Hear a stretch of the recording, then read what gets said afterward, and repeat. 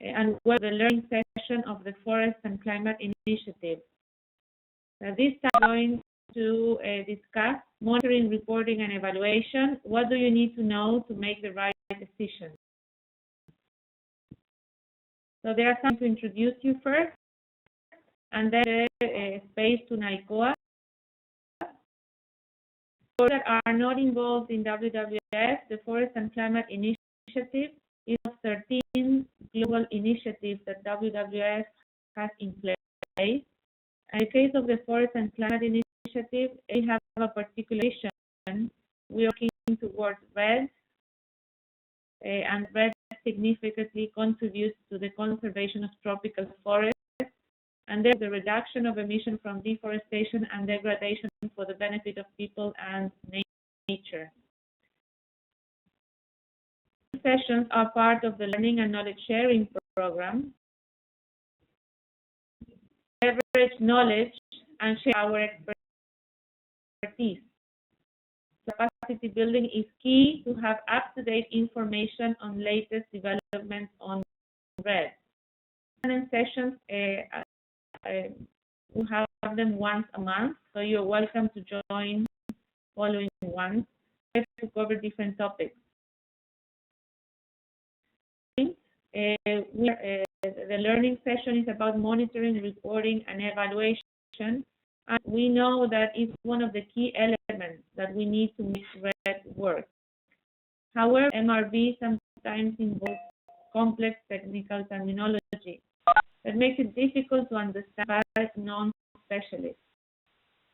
We are today to have Dr. Naikoa Aguilar-Amuchastegui. He's the REDD coordinator of the Forest and Climate Initiative. So as says in the presentation, I won't read it all, but he focuses on solidifying and expanding WWF science role in REDD for carbon measurement and monitoring, and working closely with the Forest and Climate Initiative as lead on measuring, reporting, and verifying. So very background, as you can see from his degree. Then he had a master's in forest management and conservation from Coca, PhD in the University of Nebraska, and also he's being assistant professor in the Department of Environmental Study at the University of North Carolina. So thank you for being with us today. General functioning rules of this webinar. I would appreciate, please, that you use and watch your chat window. This is where you can connect with us and connect with you. So while Naikoa is on speaking, please mute your microphone. The right of your name for background noise reduction. You need to questions at the end of the session by raising your hand. You will see the participants box hands that appear there. If you have trouble connecting, please send a message to Jenny Guzman or me, Maria Jose. And just for you to know that it is recorded and can be found in the intranet. So, and I will pass the present role to Naikoa.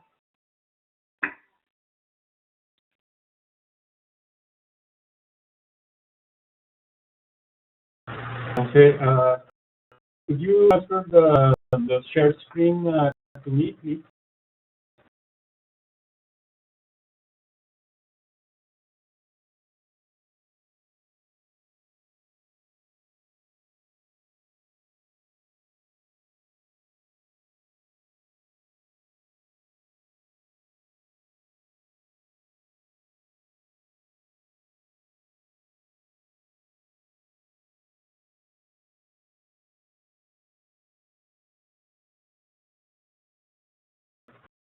Oh, okay. So, and I'll begin my talk just providing general framework on what we're going to be talking about today. As the acronym MRV. One of the things I like to do when I talk about MRVs, try to demystify it, and then rendering it towards what I think it should be rather than a system that sounds something very sophisticated, allows you to transform it into people think about it as a process. A lot of steps, a lot of components, but a clear idea on what the components are, what meant to do what for, with them to do that, how they're supposed to do that, and why. I think that it's very easy for decision makers and managers to get a better understanding of what these entails and have a better possibility to do decision making as well as communicating better with their technical teams. So you're going to see a whole lot of technology in this presentation. See all of us walk through a state of mind that we need in order to be able to carry out what these systems are supposed to do.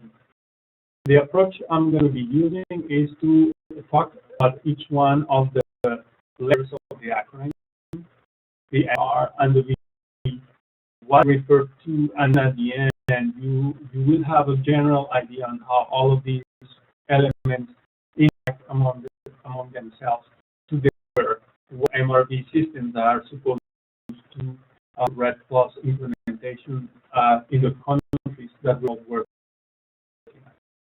Contrary to my thing, I want to be talking not about the M, which is what everybody is doing right now. We're all doing M. We're all doing carbon, like somebody told us to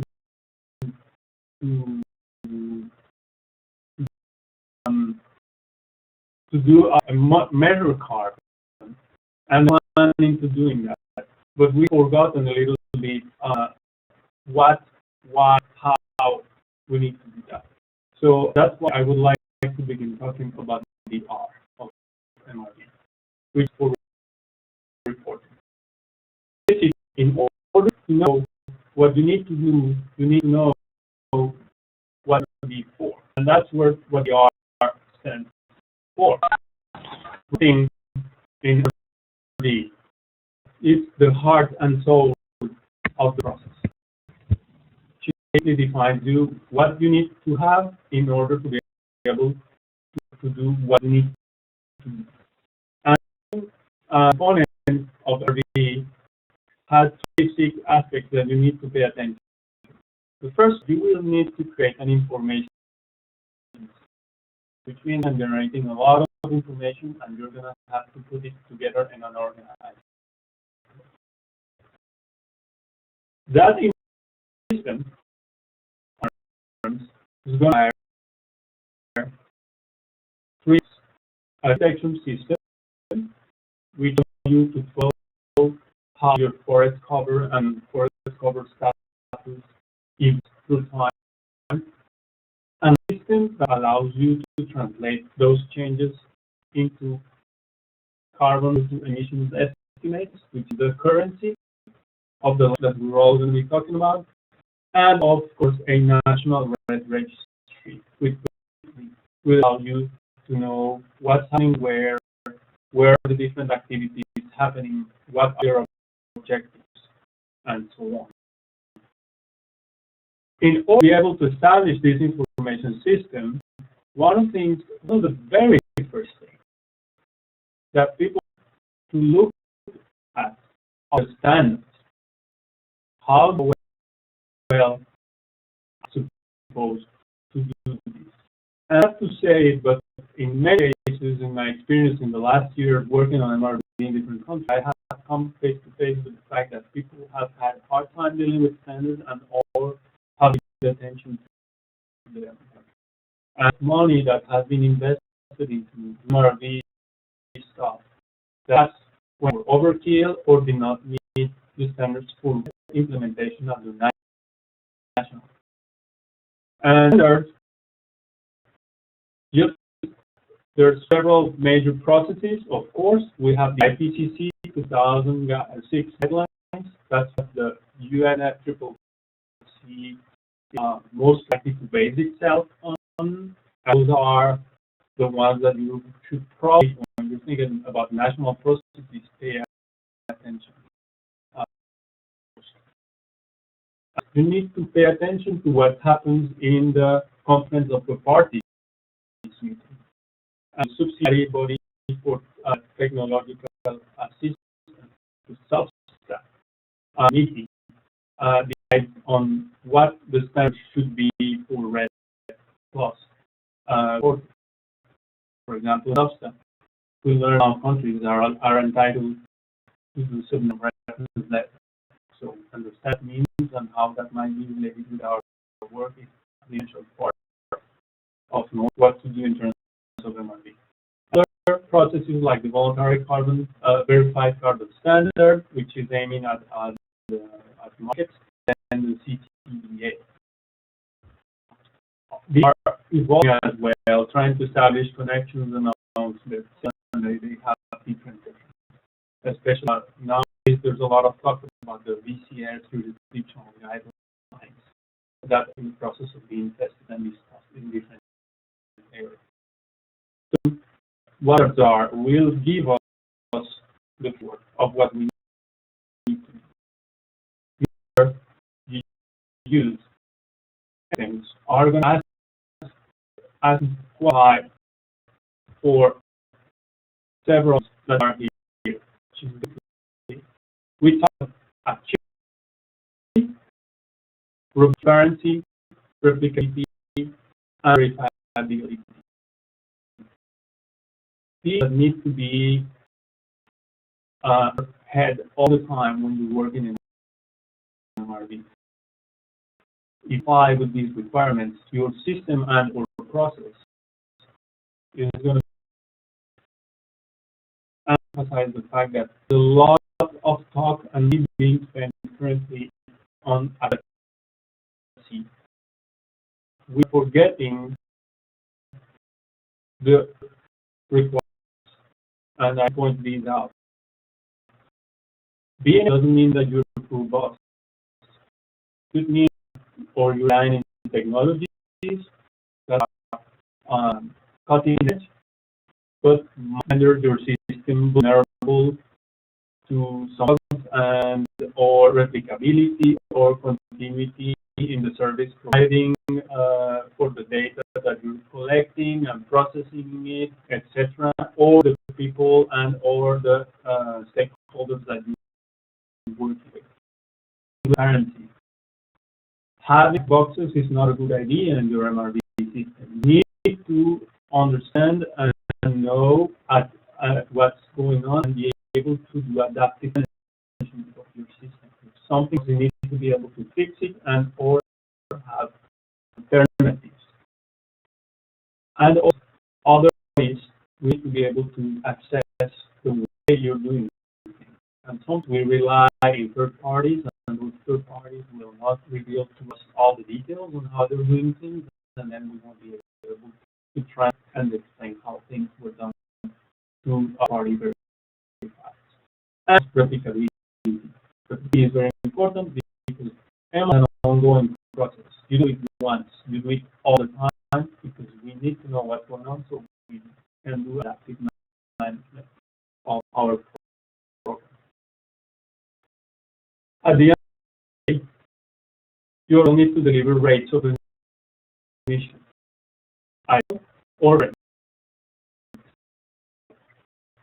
The ones are extremely relevant nowadays because the historical rates will allow you to develop what your reference levels are going to be. I get into the discussion of what reference levels are, but it's good for you to know that historical emissions rates do not necessarily mean reference levels. There's a method of dealing of that. You're going to deal with different carbon pools that we're all going to be working on. So, for example, above the ground biomass, below the ground biomass, soil, etc. And the way of establishing those reference levels will vary depending if you're a high forest, low deforestation, high forest, high deforestation, low deforestation or for high deforestation country. In you'll have to deal country which is not only going to be deforestation but also afforestation.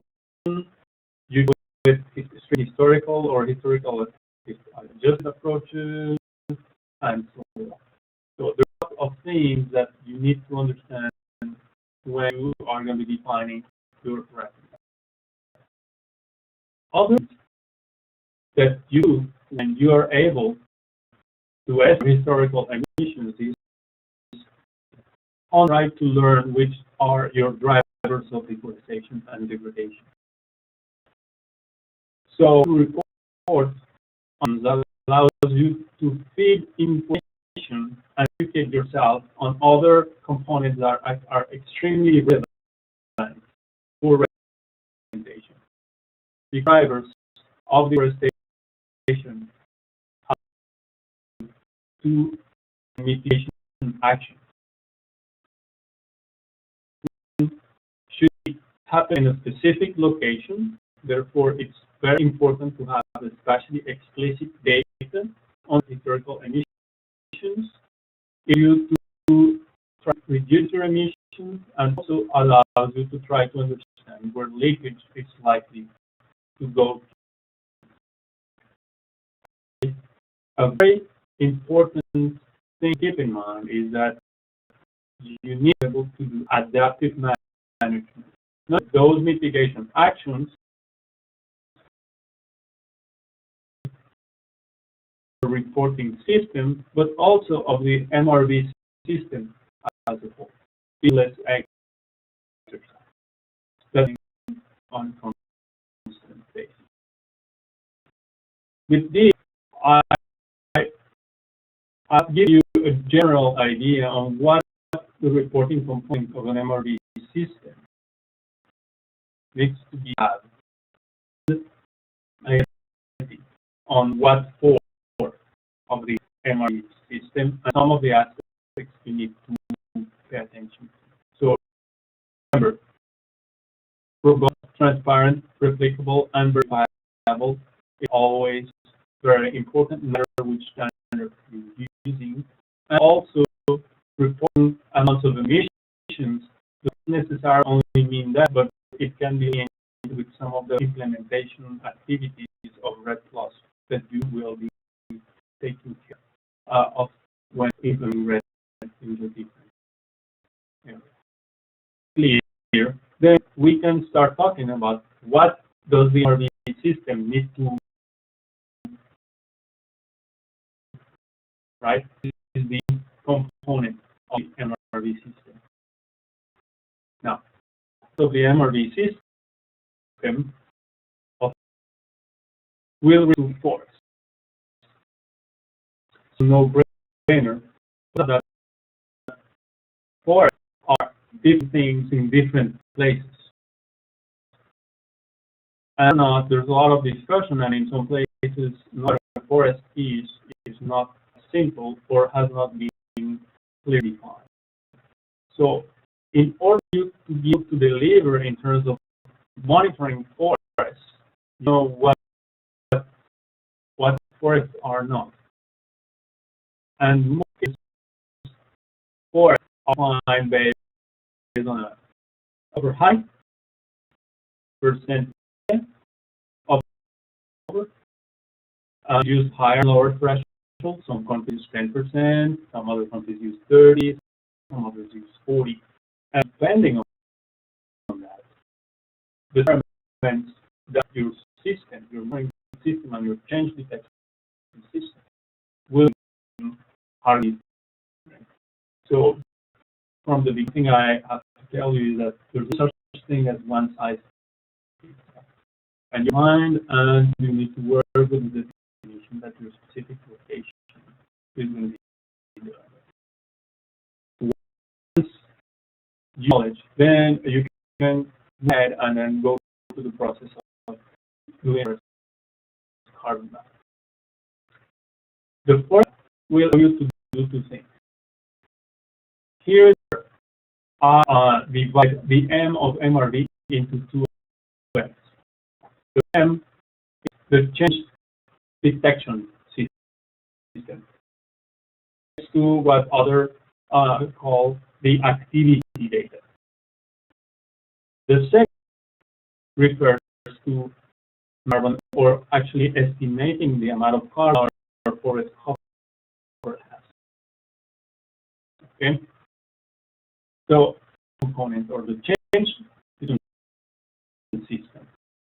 So the rules, of course, you know that it is based on IPCC approach 3, which is basically either change detection system will allow you to generate explicit data, so you know exactly what's happening with.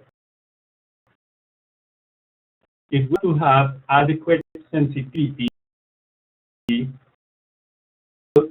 that you're using. If the system is not sensitive enough, then be able to free your forest cover. If it's too sensitive, then you have a lot of noise, and then it can be really hard to deal with your information. And that change detection system has to comply with what your definition of deforestation is, and be able to allow you to estimate your deforestation rate. Historical or current, I love when we were talking about the R element of the MRV system. Historical, of course, you'll be able to establish your reference goals, and of course, on what your mitigation actions that you would have taken on the reporting system, you will be able to estimate potential reduction and mitigation levels. Now, for the data, there's a big hurdle that we're working on at the global scale: creation of degradation. Definition of degradation, if you think about it, degradation is not just the fact of the reduction of the forest tree cover in a given area, because it needs to be given spatial, temporal, and context-based.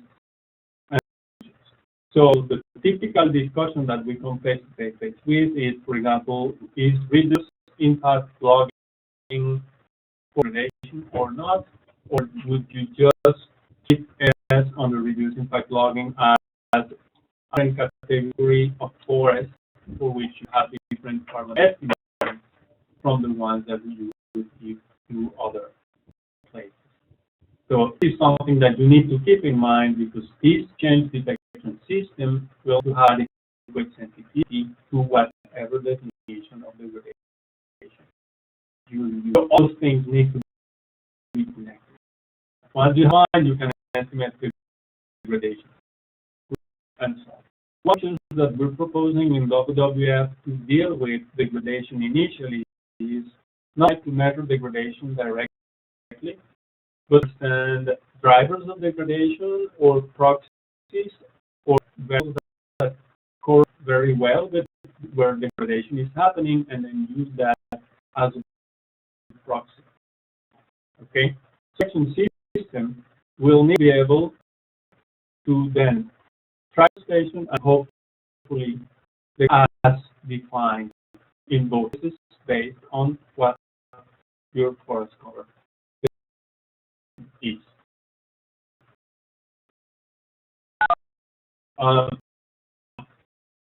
In terms of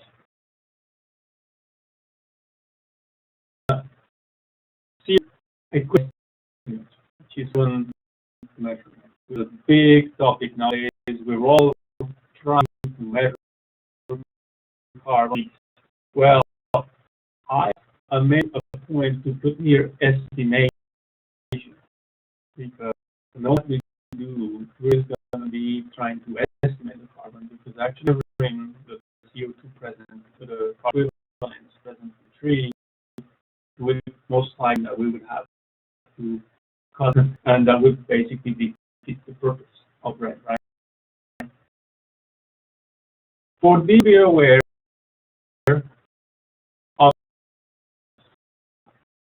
is the tier level. The class of the tiers is essential. Tier 3, etc. Here where the source of your emissions factor estimate comes from. And you're using default values provided by the IPCC. If you use tier 2, you use default values provided by the country and or based on local data. If you use tier 3, that means that you're actively engaged in the national forest inventory. It means collecting data on the ground in plots and also developing new equations that allow you to estimate the carbon content that you have in those plots. So the allometric equation. In this, yes, to get your carbon estimate. The goal has been established is, of course, the idea is to have theory data. But estimation is the heart and soul of carbon estimation are going to be plots. You have plots on the ground, plots methodology element. It's probably the easiest and more robust for creating carbon, and it's the one that all the other approaches are going to be based. Now, logistics that, of course, lots are challenging because you need to go to the field and measure, which from a standpoint makes it really challenging, and the forest that you can actually measure is limited.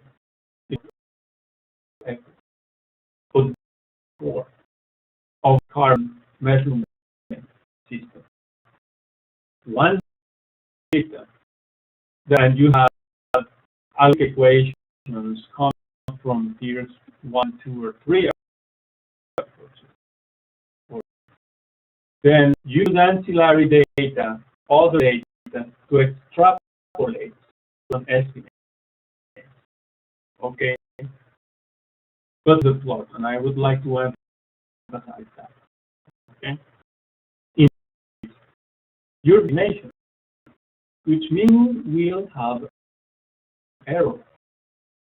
You have error, and it will propagate from that your carbon content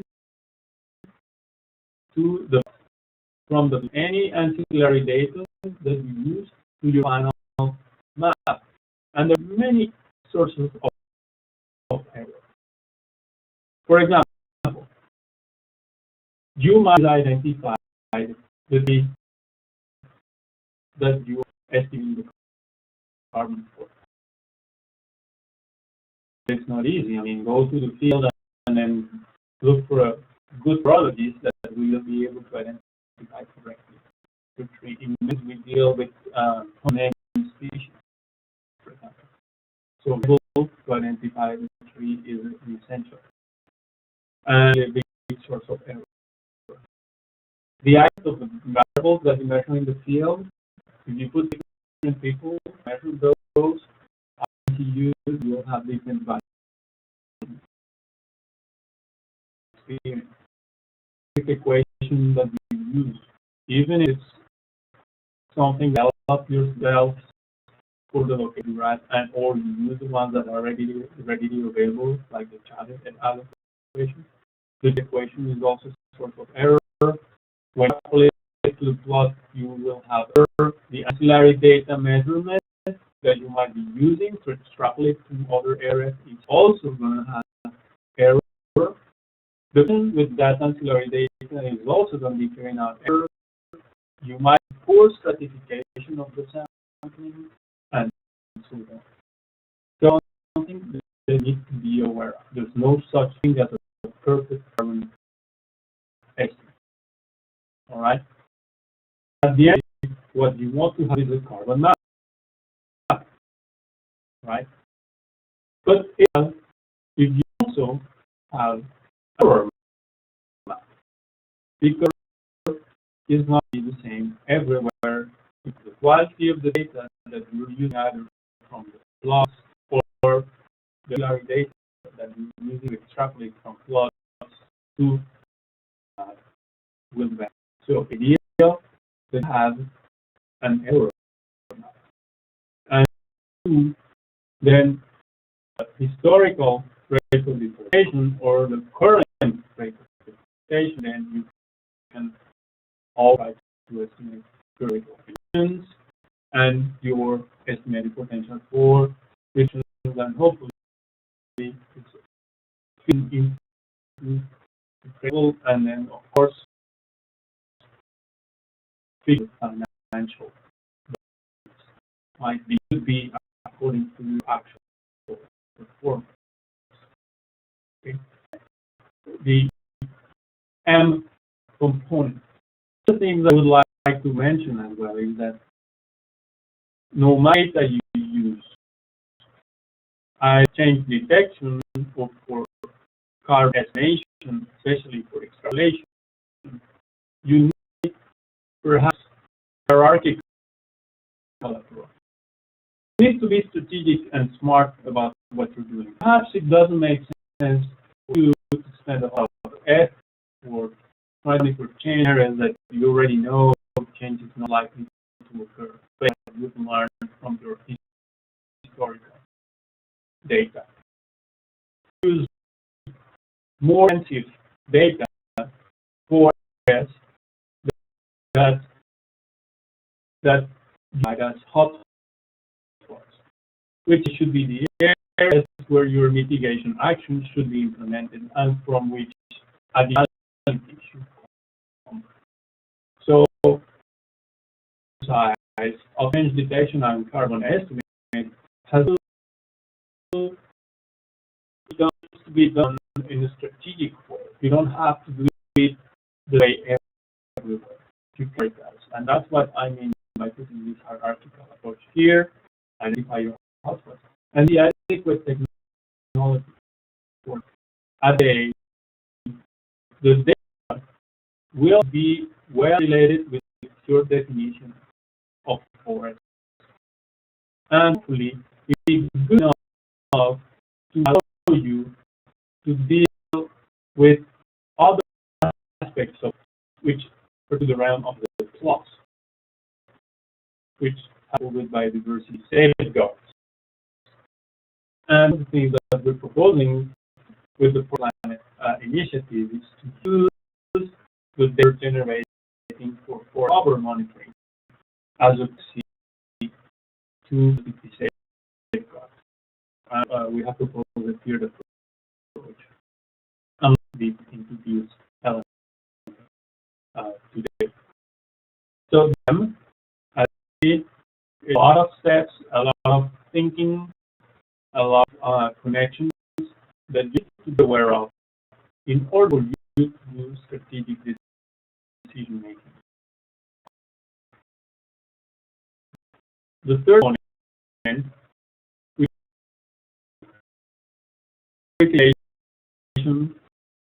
is validation. At the end of the day, it has to do with transparency, which is the requirements of your MRV system, right? And that's the for course that the MRV system is like a machine. Some of them be carried out by an institution. Well, participatory process. I mean, WS is exploring different approaches in different places, and we certainly have acquired a good deal of experience in the participatory process. But one of the key elements of the V in MRV systems is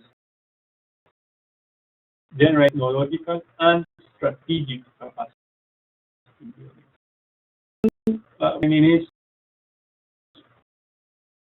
people how to use certain tools, but certainly not make your MRV system to specific technology. And that is also strategic. There's a difference about between MRV know-how and MRV available technologies. So the message that I would like to convey to you today is that what defines the quality is not the technology that we use. It's the adaptive management and know-how. Know how the redundancy systems and or which alternative approaches you might have available when these technologies fail. Okay, that's the Forest and Climate Initiative is aimed right now in terms of capacity building know-how, MRV know rather than building technological capacity. Because the technologies that are cutting edge today won't be in a matter of 5 years or so. It's the realm of root sensing and data processing. The other the system will be designed and implemented with the participation of stakeholders. For example, in the Democratic Republic of Congo, its stakeholders will allow us to understand drivers' implications and their participating in mitigation, and of course are validating the data that we are generating with remote sensing data and the technologies, which then have, of course, that it's practical. On how the V component of the MRV system will have to be implemented.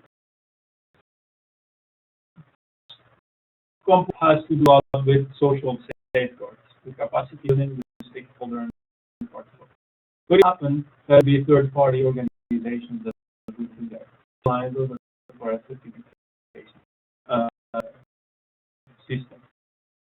No matter you need about transparency, complete accessibility, and itself you need to be able to communicate which methods were used for other components of the MRV. For detection data, for establishing the reference labs, for identifying the priority actions for mitigation, for your historic emissions and emissions. Your methods will clear and do with the comment that I did earlier in talk about blacks. Methods in order for the exercise to be flexible, but to adapt. All in all, when you all of these connections, your system looks like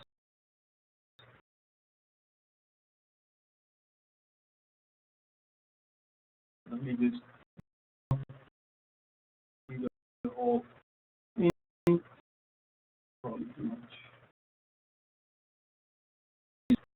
These are the connections that your MRV system needs to do. So you have is like the state of mind that you need to be able to have in order for you to be and to know what you need in your system. And with this last connection that I just highlighted here, which have the biodiversity safeguards and the social safeguards are really the element of my presentation. So back to Maria Jose and to the public.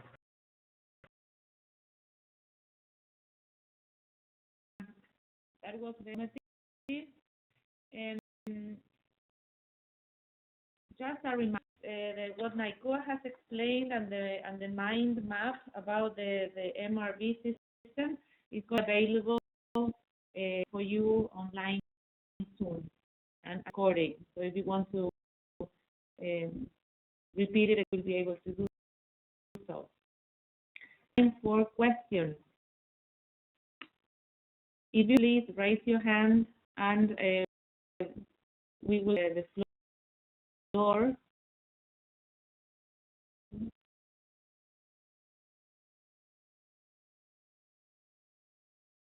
Okay.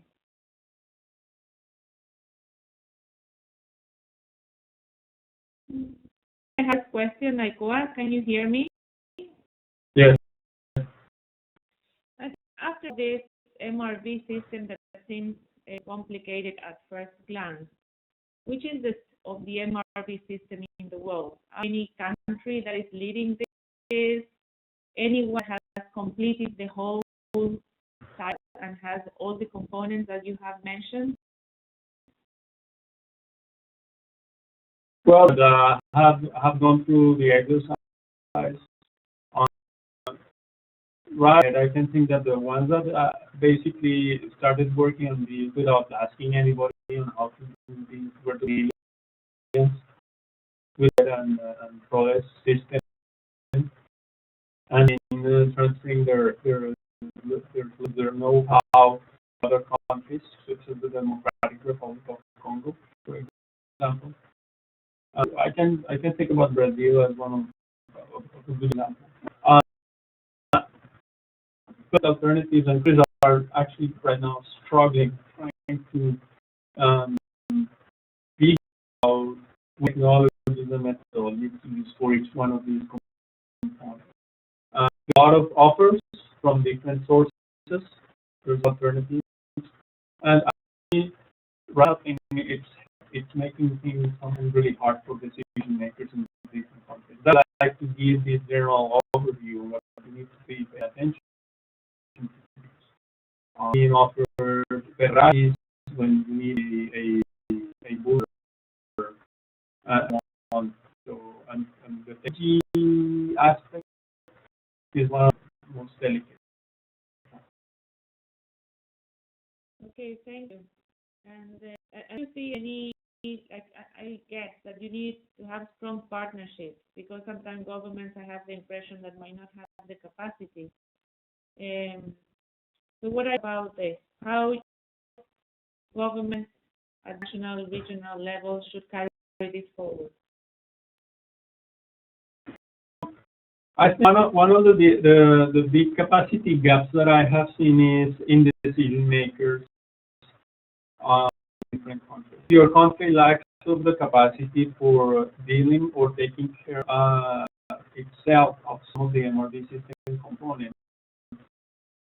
Know or be able to identify which either will give you service in the way you're supposed to be having, with the efficiency, the clarity, the replicability, the compliance to the standard. I mean, to know who's a good or a bad plumber, but in your interest to know to identify and be able to understand which ones are useful for you or not, or who are your alternatives, and all this stuff, which is that the first stage into strategic thinking towards MRV and start really thinking about, okay, what are my alternatives, and then who could be a good or not so good provider. That's smart way of using my resources. Okay, well, is there a question from the participants? Please unmute yourself and you would be able to speak loud.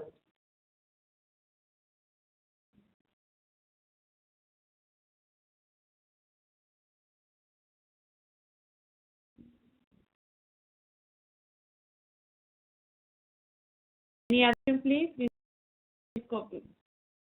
We would need to close the meeting now.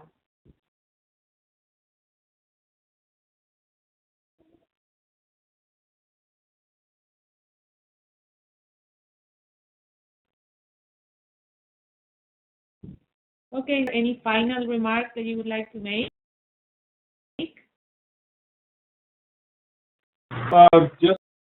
Just have any specific questions? Just to highlight the fact that Carbon MRV team in the WWF FCI initiative, the team is to provide specific answers about MRV system design, implementation, and management to others. Do you have any questions that you would like to do to the team on specific points on MRV system?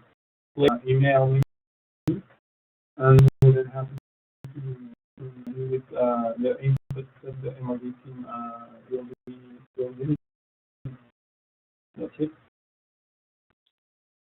Great. Thanks. I would like to add to that is that in a few weeks' time, there will be a community of practice launched about MRV systems, open to everybody as well.